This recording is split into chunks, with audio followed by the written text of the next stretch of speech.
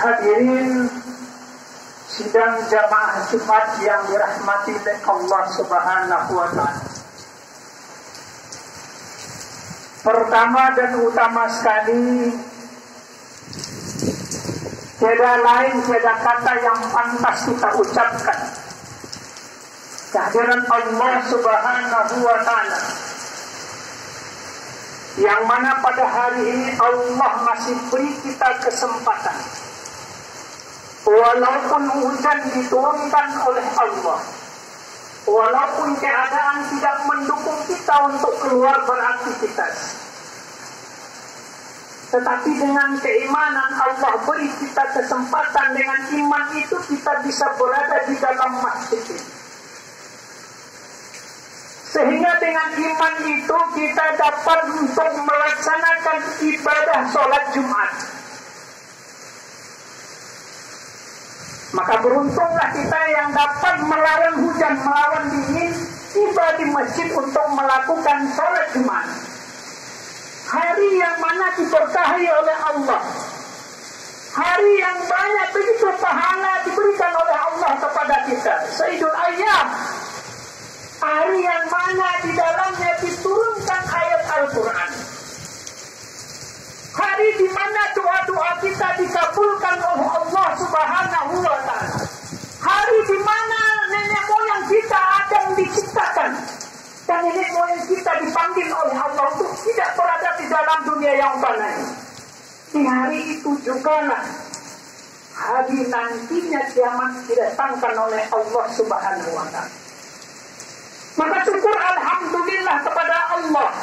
Mudah-mudahan ini bukan merupakan Jumat yang terakhir bagi kita dalam kehidupan kita, sehingga dengan kesempatan yang Allah berikan kepada kita, sempat kita bertaubat kepada Allah, kita sempatkan diri kita untuk berdoa kepada Allah. Semoga Allah ampuni dosa kita, semoga Allah kabulkan semua hajat kita. Maka Allah lah yang maha mengabulkan doa. Apalagi kita berdoa di hari yang mulia. Salat beriringan salam, tidak lupa kita doakan kepada Allah buat junjungan kita, yakni Nabi besar Muhammad sallallahu alaihi wasallam. Nabi yang nantinya merindukan pertemuan dengan para umatnya. Nabi yang diberikan hak oleh Allah untuk memberikan syafaat kepada umatnya.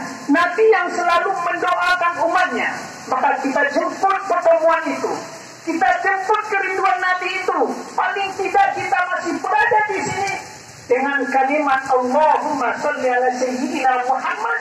Mudah-mudahan syafaat baginda Rasulullah sallallahu alaihi wasallam kita dapatkan nantinya di yaumul mahsyar. Hadirin sidang jamaah Jumat yang dirahmati oleh Allah, tidak lupa khatib mengingatkan, mari selalu kita tingkatkan ketakwaan kita kepada Allah. Beda kita dengan yang lain, beda kita dengan orang-orang yang lain, beda kita dengan yang lainnya. Tidak dibedakan kekayaan apapun pekerjaan kita, tidak. Tetapi beda kita di sisi Allah Subhanahu wa Ta'ala, seberapa tinggi tingkat ketakwaan kita kepada Allah Subhanahu wa Ta'ala. Sebagaimana kuat ketakwaan kita, kepatuhan kita dalam menjalankan seluruh yang diperintahkan oleh Allah, dan seberapa kuat dan seberapa tingginya kepatuhan kita untuk meninggalkan apa yang tidak Allah suruh kepada kita. Maka itulah tingkatan yang paling tinggi orang-orang di sisi Allah Subhanahu wa Ta'ala. Hadirin sidang jamaah Jumat yang dirahmati oleh Allah,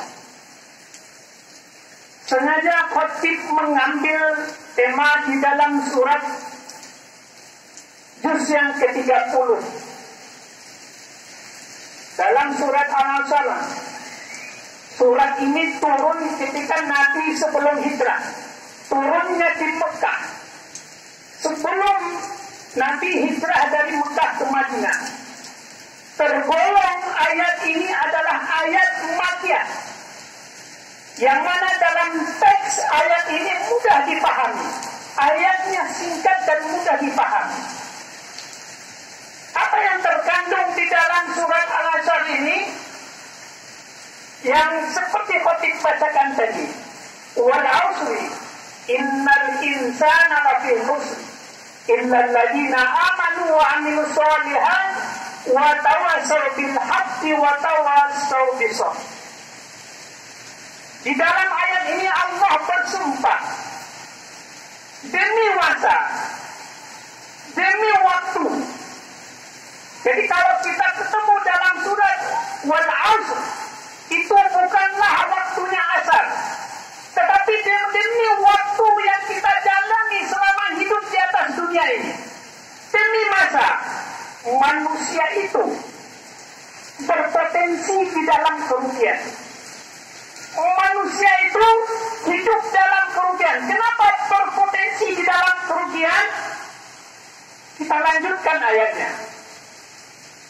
Illal ladzina amanu wa 'amilus shalihati wa tawassaw bil haqq wa tawassaw bis sabr. Kecuali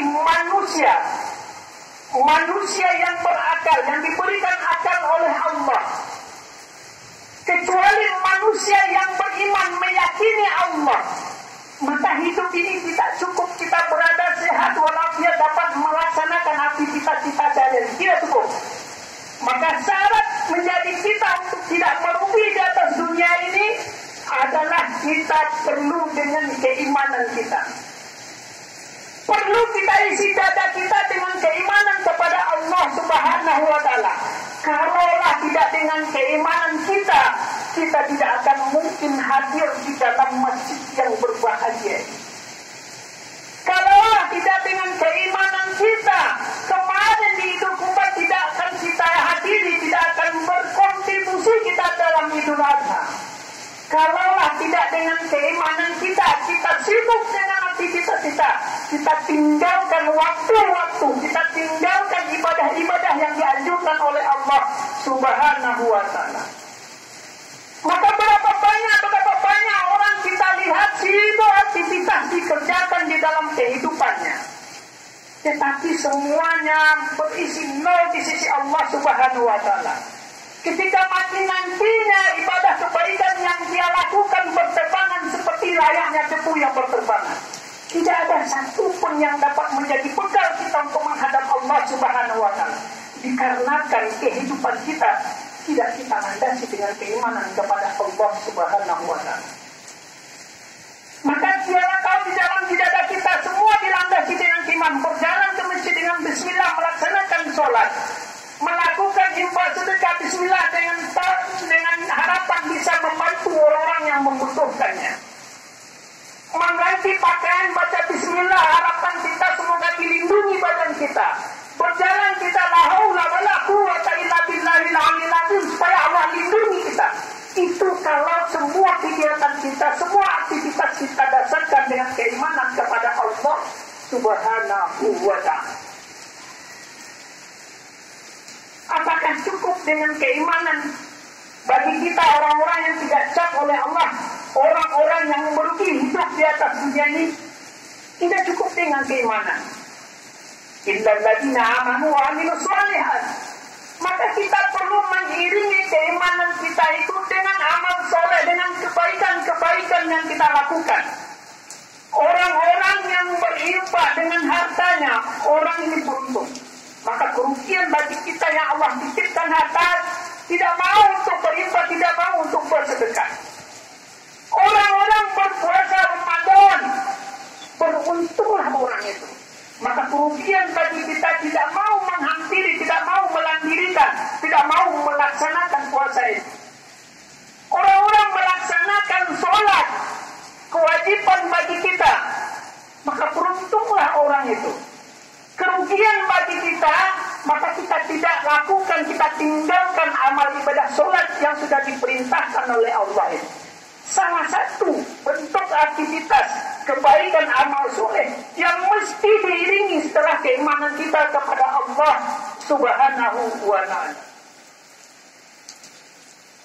Maka jikalau tidak dengan keimanan itu, mungkinlah Nabi baginda Rasulullah SAW sudah putus asa dengan tingkah laku umatnya yang dia hadapi di waktu itu. Kalaulah dengan tidak keimanan sahabat Nabi Umar bin Khattab, salah satu sahabat, dengan tidak keimanan mungkin semua orang yang tidak berdaya sudah dipenggal dan sudah dibunuh. Kalaulah dengan tidak keimanan, mungkin para kafir Quraisy sudah diperangi habis-habisan. Tetapi tidak begitu, dengan keimanan itu, dengan hati yang lemah lembut, dengan kebaikan dia berdakwah, dengan kebaikan dia menyampaikan dakwah ini, semua bisa dilunakan, semua bisa diberikan, semua bisa diberi pengertian bahwa Islam itu begitulah, bahwa ada kelemah lembutan yang dilakukan oleh baginda Rasul, oleh para sahabatnya. Maka kita Imam Asy-Syafi'i, kalaulah Allah tidak menurunkan surat yang lain selain Al-Asr, mungkin sudah cukup bagi kita untuk beriman kepada Allah. Maka seluruhnya tercakup di dalam kandungan ayat itu. Siapa orang yang merugi? Orang-orang yang tidak beriman, orang-orang yang tidak mengerjakan amal soleh. Lantas apa lagi yang ketiga yang terdapat kandungan di dalam surat ini? Wa tawassaw bil haqq wa tawassaw bis sabr. Maka surga itu seluas langit dan bumi. Tidak mungkin kita saja yang akan mengisi surga itu. Maka ajak yang lain untuk kebaikan. Ajak yang lain untuk melaksanakan kebaikan-kebaikan dengan sabar. Kalaulah dengan tidak kesabaran, mungkin kita tidak akan mendapati hal yang seperti hari ini. Kalaulah pendahulu-pendahulu kita dengan tidak kesabaran mengajarkan kita, baik itu ilmu agama, baik itu kebaikan-kebaikan apa saja di atas dunia ini, mungkinlah kita tidak akan mendapati hal yang seperti saat sekarang ini. Maka pesan ini, apapun yang kita lakukan, apapun yang kita hadapi di dalam kehidupan kita, kebaikan apapun yang kita lakukan di dalam hidup kita, pasti semuanya ada tantangan.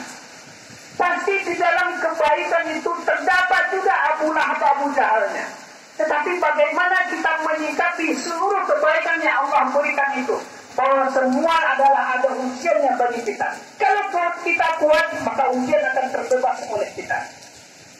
Maka inilah orang-orang yang dikatakan oleh Allah di dalam surat Al-Asr ini. Siapa orang yang tidak merugi? Orang-orang yang beramal soleh, orang-orang yang beriman beramal soleh, mengajak akan kebaikan dengan kesabaran. Itulah orang-orang yang tidak merugi.